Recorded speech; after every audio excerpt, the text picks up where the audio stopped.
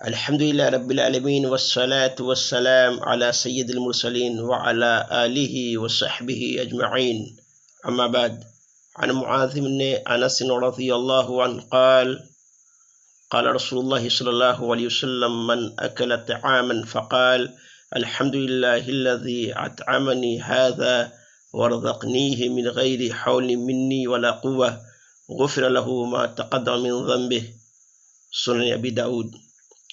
حضرت معاذ بن انس سے روایت ہے، وہ کہتے ہیں کہ اللہ کے نبی صلی اللہ علیہ وسلم نے فرمایا، جس شخص نے کھانا کھایا پھر یہ دعا پڑھی: الحمدللہ الذی اطعمنی ھذا ورزقنیہ من غیر حول منی ولا قوہ، تمام تعریفیں اس اللہ کے لیے ہیں جس نے مجھے یہ کھلایا اور یہ رزق مجھے دیا بغیر میری طاقت یا تدبیر اور قوت کے۔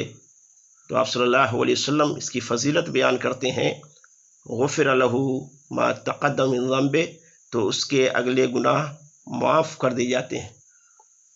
لیکن یہ معافی میرے معزز ناظرین کرام صرف ان صغیرہ گناہوں سے ہوتی ہے جس کا تعلق حقوق اللہ سے ہوتا ہے، ورنہ حقوق اللہ سے متعلق بڑے بڑے گناہ اور اسی طرح حقوق العباد سے متعلق کوتاہیاں خالص توبہ اور ادائیگی حقوق کے بغیر معاف نہیں ہوں گے۔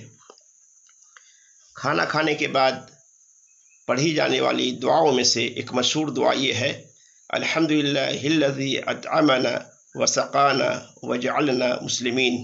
اس دعا کو امام ابو داؤد رحمہ اللہ نے اپنی سنن ابی داؤد کتاب الاطعمہ باب ما یقول الرجل اذا طعم کے اندر درج سند سے روایت کیا ہے۔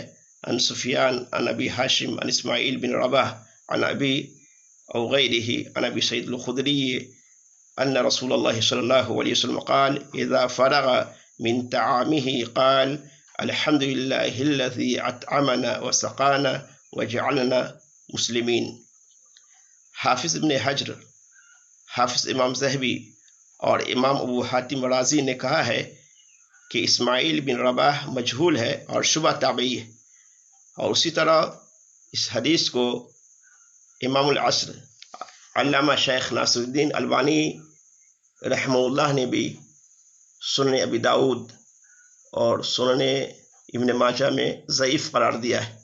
تو یہ حدیث ضعیف ہے، اور ایک بات یہ بھی قابل ذکر ہے کہ میں نے بہت سارے لوگوں کو یہ دعا لفظ من کے ساتھ اس طرح پڑھتے ہوئے سنا ہے: الحمدللہ الذی اطعمنا وسقانا وجعلنا من المسلمین، حالانکہ مسلمین سے قبل من کا لفظ صحیح عبارت میں موجود نہیں ہے۔ لہذا ہمیں چاہیے کہ ہم کھانا کھانے سے فارغ ہونے کے بعد وہ مشہور و معروف دعا پڑھیں جو اللہ کے نبی صلی اللہ علیہ وسلم سے صحیح سند کے ساتھ ثابت ہیں، اور ایسی دعا پڑھنے سے ہم اجتناب کریں جو اللہ کے نبی صلی اللہ علیہ وسلم سے صحیح سند کے ساتھ ثابت نہیں ہے۔ اللہ سبحانہ و تعالی تمام بھائیوں کو نبی صلی اللہ علیہ وسلم کی سنتوں پر عمل کرنے کی توفیق عطا فرمائے۔